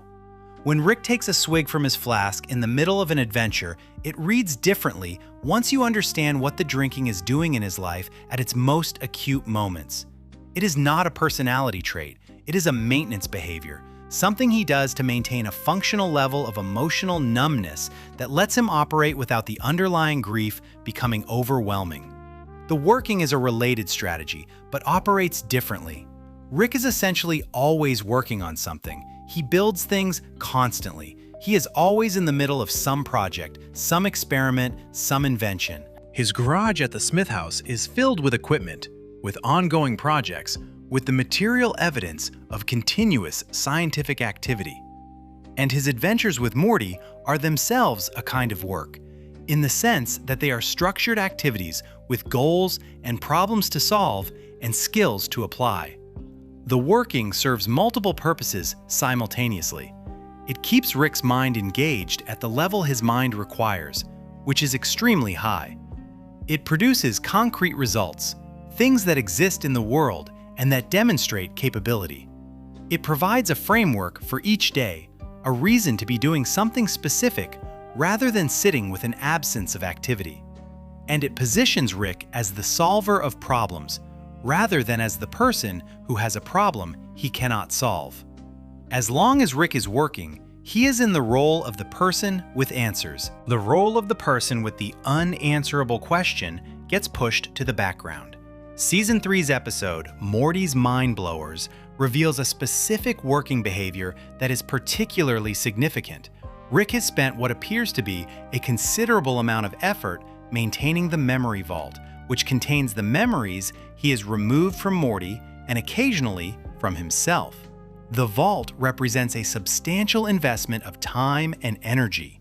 Rick built the device for removing memories, he built and maintains the storage system for the extracted memories, he has performed the procedure repeatedly across the run of the show, and has managed the ongoing project of keeping Morty's experiences curated in ways Morty does not know about.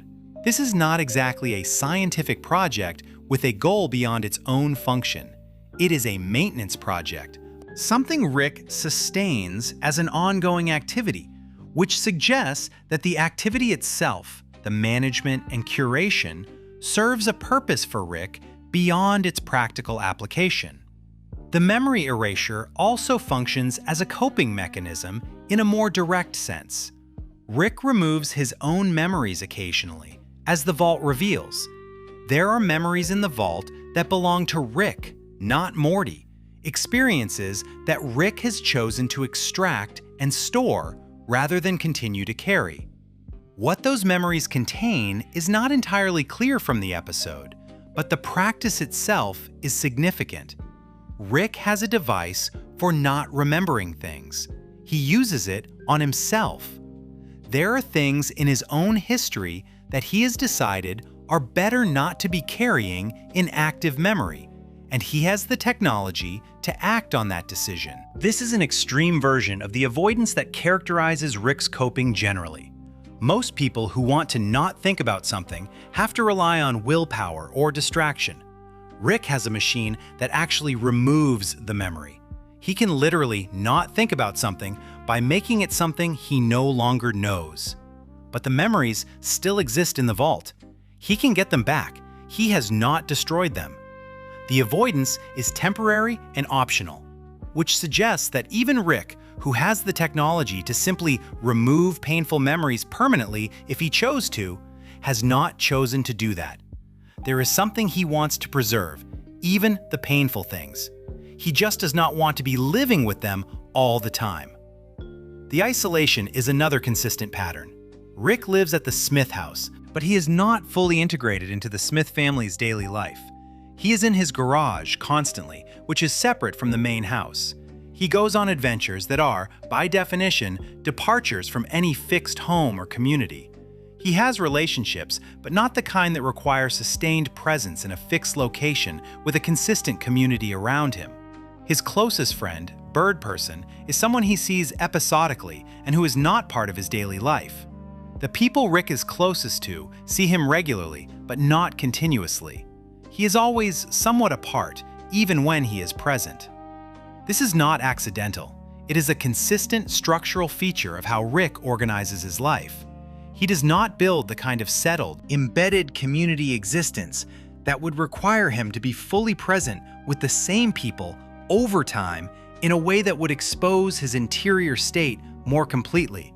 He can be intensely present in short bursts, during adventures, during family dinners, during specific interactions, but the structure of his life ensures that those bursts are separated by periods of either solitude or movement, neither of which requires the sustained emotional presence that genuine community asks for.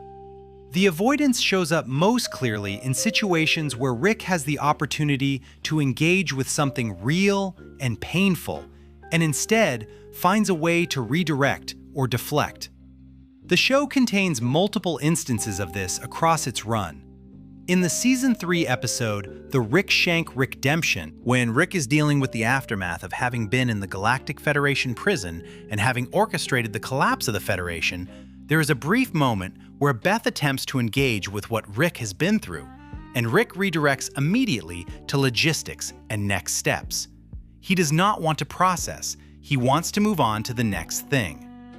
In Season 4, during moments where Morty attempts to have a genuine conversation about their relationship or about Rick's intentions or feelings, Rick consistently undercuts the conversation with humor or deflection, or by changing the subject through some external event he engineers or allows to happen. The conversations that would require Rick to sit with his feelings and communicate them are conversations that do not happen in full. They start, and then something interrupts them, and the interruption is never quite accidental. Season 5's episode, Rick Dependence Spray, is relevant here in a different way. The episode's premise is comedic and not particularly focused on Rick's emotional life, but there is a pattern in Season 5 more generally in which Rick's relationship with Morty begins to show strain, and in which Rick responds to that strain by doubling down on the adventure structure rather than addressing the underlying relational tensions. He copes with the difficulty of the relationship by doing more of the thing that the relationship exists to do, which is have adventures, rather than stopping to examine what is happening underneath the surface. In Season 6, the episode Analyze Piss places Rick in therapy, though the therapy is involuntary and satirical in its context. What is interesting about this episode is that even in a context where Rick is ostensibly supposed to be examining his psychology, he manages the process in a way that keeps the examination from being genuine. He engages with the structure of therapy while controlling what gets engaged with. He is capable of appearing to process while actually not processing, which is a coping skill in itself, the ability to perform engagement with one's inner life without actually engaging with it. The cumulative picture of Rick's coping is of someone who has developed an extremely sophisticated system for managing pain at a distance. The system works in the sense that Rick continues to function at an extraordinarily high level. He has not been destroyed by what happened. He has not been made incapable. He goes on adventures. He builds things. He maintains relationships. He has humor and wit and energy. The coping, in its way, is successful, but it is also clearly not resolution. The grief has not been processed or integrated in a way that transforms it. It has been managed, suppressed, redirected, numbed, buried under activity. It is still there, underneath all of it, and the moments when it becomes visible, moments like the end of autoerotic assimilation, or the way Rick pauses after killing Rick Prime in Unmortrican, show you that the management is ongoing and effortful, rather than complete.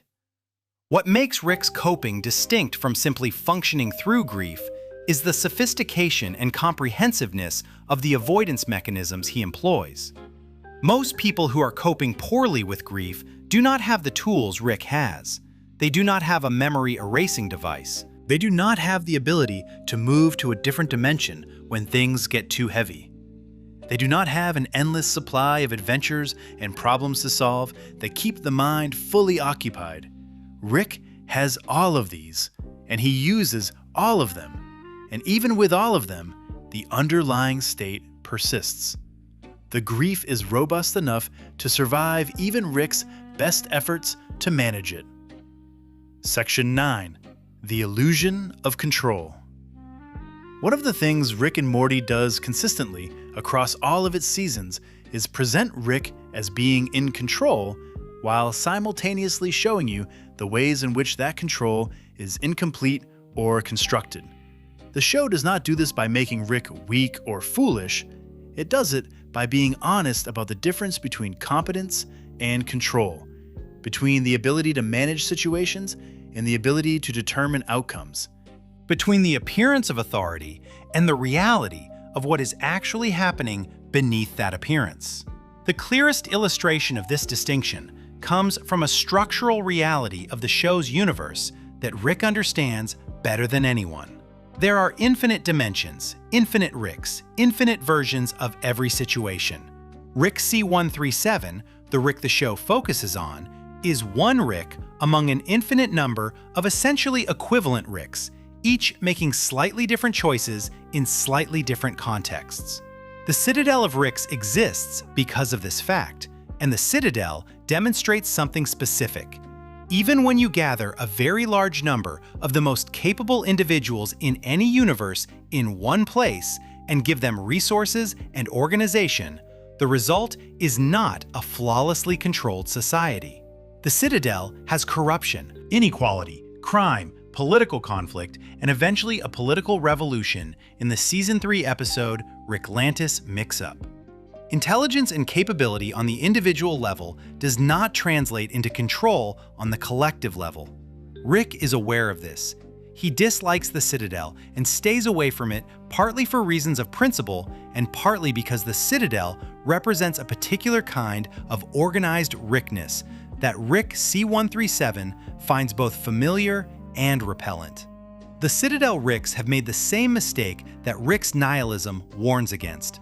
They have organized around an identity and a collective purpose, which makes them exactly as vulnerable as any organized entity to the things that undo organized entities.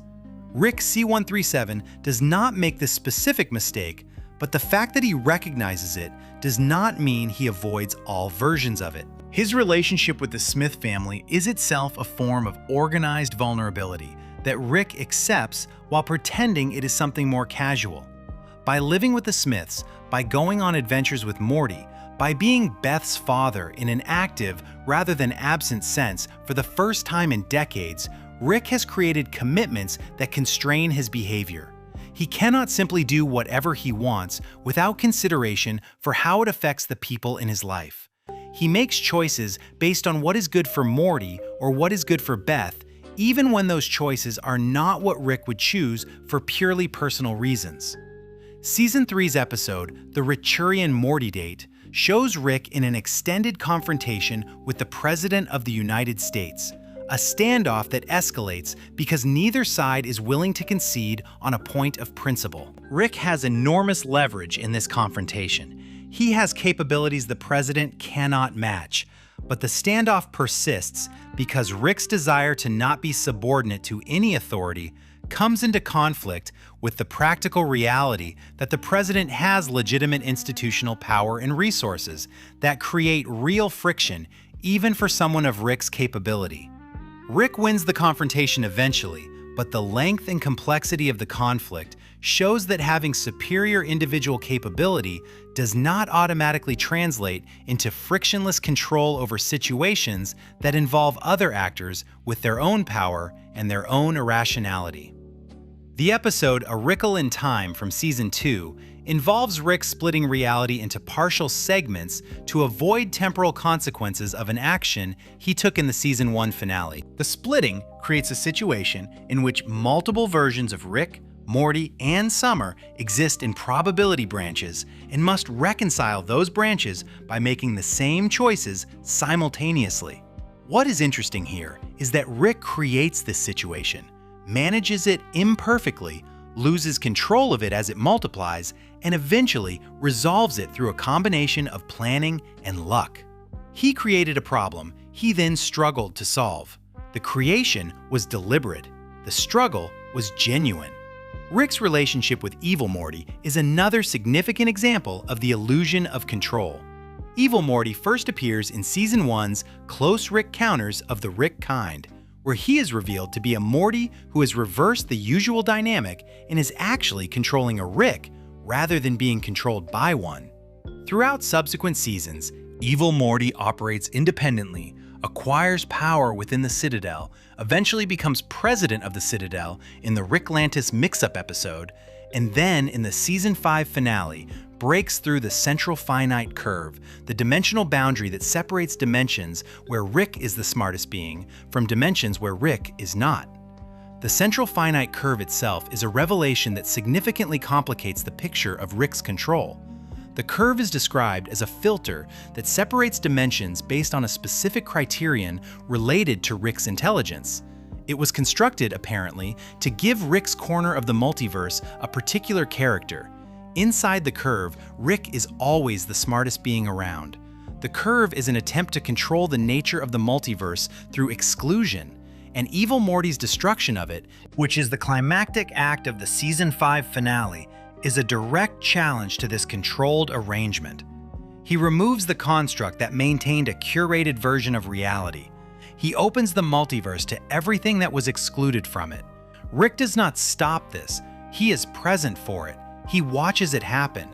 Evil Morty, who is in some sense a product of the Rick system, whether Evil Morty is literally a Rick's Morty at some point in his history is not made entirely explicit, dismantles one of the largest scale pieces of environmental control that Rick or any Rick has implemented. The control that the curve represented is gone by the end of Season 5, and Rick cannot reverse that. In Season 6, Rick's pursuit of Rick Prime continues, and he is repeatedly frustrated. He has the tools to search across dimensions. He has motive and intelligence and determination. And Rick Prime evades him for what appears to be a substantial portion of Season 6 and early 7. Rick Prime is not hiding from Rick because he is more powerful in a direct confrontation sense. He is evading because he is as capable as Rick, and because being as capable as Rick means being able to avoid someone who is looking for you, even when that someone is also as capable as Rick. Rick's ability to control outcomes breaks down when the thing he is trying to control is something as capable as he is. Season 7's episode, Do Posse Rick Uno, involves Rick working with a series of allies in pursuit of specific goals related to the Rick Prime hunt. The episode shows Rick operating within collaborative structures that he does not fully control, working with characters who have their own agendas and their own limitations. Rick's control in these situations is partial. He can direct things to a significant extent, but not entirely. The outcomes depend on factors beyond his individual capability. The moment in Unmortricken when Rick catches Rick Prime and kills him is perhaps the most complex illustration of the illusion of control in the entire series. Rick achieves the goal. He is, in that moment, in control of the situation in the most direct sense. Rick Prime is at his mercy, and Rick exercises that mercy in the direction of killing him. But the control Rick exercises in that moment does not extend to the consequences that actually matter to him. He controls Rick Prime's death. He cannot control whether that death gives him what he actually wanted, which is some form of resolution regarding Diane. The show does not portray Rick as a character who is out of control in any conventional sense. He is not chaotic or unpredictable or ineffective. He is enormously effective. But effectiveness in specific situations is different from control over the outcomes that matter. Rick can control the situations he builds and navigates through his own extraordinary capability. He cannot control the emotional outcomes of those situations. He cannot control what other people decide to do when those decisions involve other Ricks who are just as capable. He cannot control the past, and he cannot control the fundamental fact that something he needed, specifically Diane's continued existence, was taken from him in a moment that is now permanently behind him and permanently unalterable. This is the real nature of the illusion. Rick appears to be in control because so many of the things he attempts succeed. His success rate is high enough that the illusion is easy to maintain. But the things his success rate cannot address, the things that require not just present capability, but the ability to reach into the past or to force emotional resolution or to make a dead person alive again, these things are outside the scope of what success rate measures. They are not problems he is solving badly. They are problems he is not solving at all. The illusion holds in every direction except the one that matters most. Section 10. Final Reflection. By the time you have watched all of Rick and Morty, or at least all of it that is aired as of the 7th season, you have accumulated enough of a picture of Rick Sanchez to understand him as a complete character rather than as a set of entertaining attributes. And what you find when you look at the complete picture is consistent with the premise this video started from, but considerably more specific and more interesting than the premise alone would suggest. Rick Sanchez is the man who lost his wife to an act of deliberate violence perpetrated by a version of himself from another dimension. He was at home with his family. He said no to something. The consequence of that refusal was Diane's death. And everything Rick has done in the decades since, the building, the traveling, the drinking, the adventures, the nihilism, the pursuit of Rick Prime, the acquisition of an almost incomprehensible level of capability across every domain of science and engineering, has been in some combination of response to that loss, attempted management of that loss, and attempted resolution of that loss. The resolution never comes. Rick kills Rick Prime, and it does not bring her back. Rick builds universes, and none of them contain the specific Diane he lost. Rick erases memories, and the ones he erases come back, or are replaced by the knowledge that there were things he chose not to remember. Rick travels to infinite dimensions and meets infinite versions of everyone he knows, and none of those versions are the versions he lost, because the versions he lost are gone in a way that the multiverse does not fix. What the show ultimately gives you through this understanding is a character who is large and small at the same time. Large in the sense that he operates at a scale almost no other character in any story operates at. He is a figure of genuine cosmic significance, someone whose actions affect galaxies and whose knowledge encompasses areas of reality most beings never encounter. Small in the sense that underneath all of that, he is a person who misses his wife and cannot find a way to stop missing her, and who has organized the entirety of his enormous capability around that missing without ever being able to fill the space it left. This is not portrayed as tragedy in the operatic sense. Rick and Morty is not that kind of show. It is funny and satirical and often deliberately absurd. And the emotional reality of Rick's grief sits within that register rather than demanding a different one. The show trusts you to understand the weight of it without setting off alarm flares. It gives you Diane's story in fragments. It gives you the consequences in behavioral patterns rather than dramatic speeches. It lets the fact of the loss accumulate in your understanding gradually, so that by the time it becomes fully explicit, you already know it in some sense. You have been seeing it for seasons. The fact that Rick cannot fix this specific thing does something important for the show as a whole. It makes Rick knowable in a way that his capability would otherwise prevent. If Rick could fix everything, he would be a fantasy figure, omnipotent, and therefore not fully human. The things he cannot fix are the things that make him continuous with ordinary human experience, even though he is, by every measurable standard, not ordinary. He cannot stop grieving, the way most people cannot stop grieving. He cannot access the past, the way most people cannot access the past. He cannot restore a specific dead person, the way most people cannot. The loss respects none of his advantages. There is also something worth noting about how the show handles the relationship between Rick's intelligence and his emotional state. In most stories about very intelligent people, intelligence either makes someone emotionally detached and therefore not deeply affected by loss, or it makes someone uniquely capable of processing and resolving loss through understanding. Rick and Morty does neither. Rick's intelligence does not protect him from grief and does not enable him to process it more effectively than a less intelligent person would. It gives him more tools for managing the external expression of grief, more strategies for avoiding it, more ways to stay busy and functional. But the grief itself is not accessible to his intelligence in any useful way. He cannot think it away. He cannot build a device that removes it. He cannot find an alternate dimension where it does not exist. Because the grief is not in a place, it is in him. The show's handling of Rick Prime in the aftermath of his death in Season 7 is the most explicit version of this that the show has given us. Rick Prime is killed, and Rick has no triumphant moment. He has a successful moment in the narrow sense of having accomplished what he set out to accomplish, but the accomplishment does not produce the thing it was supposed to be a step toward, which was some form of closure regarding Diane. Diane is still gone.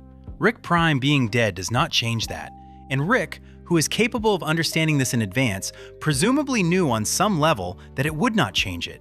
He pursued Rick Prime anyway, because pursuing him was the only mission structure Rick could build that engaged with the loss without requiring Rick to sit with it directly. The mission was a substitute for grief work, an active, externally directed pursuit that could absorb the energy of the loss without requiring Rick to process the loss itself. When the mission ends, what is left is the loss, unmediated by mission structure, unchanged by the killing of the person responsible. Rick must face the fact that the loss is not behind him. It is not something the killing resolved. It is something that simply is. Diane is dead. She has been dead for decades. She is going to continue to be dead. Nothing Rick can do changes this. And this is where the show arrives at something genuinely thoughtful about grief and intelligence and the limits of capability.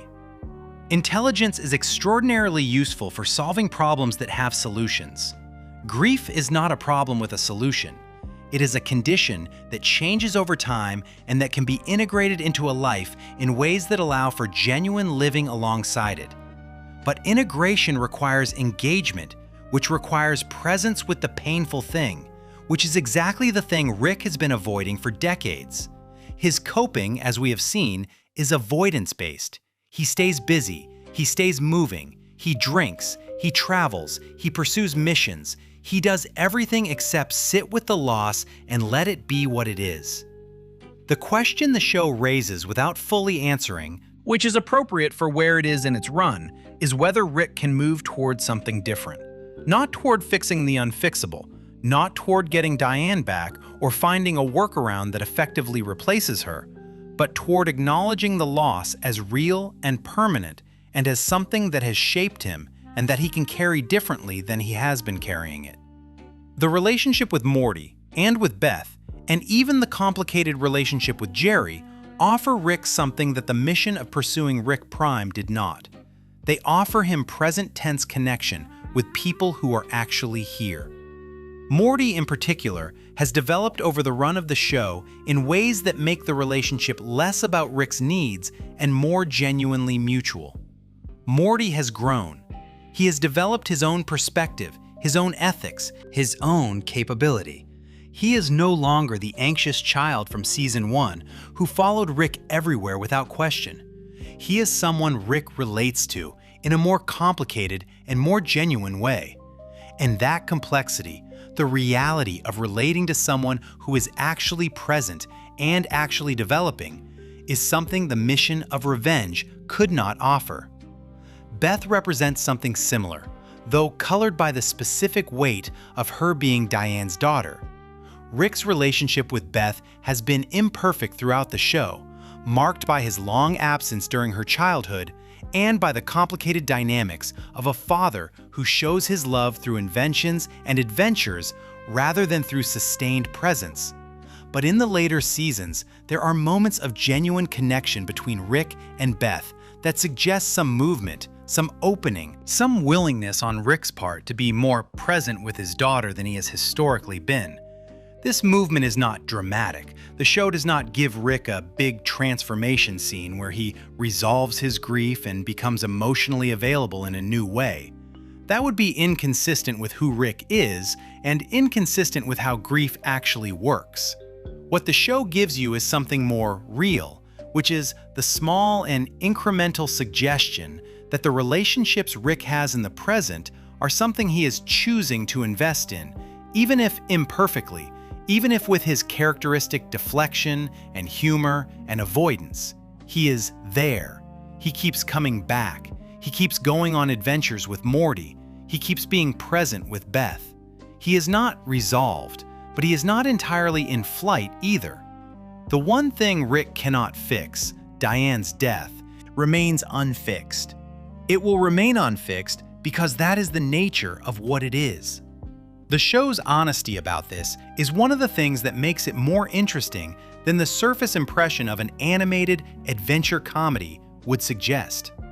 It is a show that understands that some things cannot be fixed, and that the lives of people who know this, who have lived this understanding, are shaped by it in ways that are visible in everything they do, even when they are not talking about it. Rick Sanchez built a universe as a power source. He rebuilt his own mind from inside a galactic prison. He created life forms as conveniences, engineered pocket dimensions as childhood gifts, and collapsed the financial infrastructure of an interdimensional government from within a memory scan. He is, as the show has demonstrated across 7 seasons, capable of almost anything. Almost anything, not quite everything. The thing he cannot do, which is also the thing that made him who he is, which is also the thing that is most fundamental to his character, sits outside the range of his extraordinary capability and always will. He cannot bring Diane back. He cannot make the past different from what it was. He cannot make the loss not be a loss. And the show, in its patient and honest and frequently very funny way, has been telling you this from the beginning. You just needed enough of it to see it clearly. That is who Rick Sanchez is.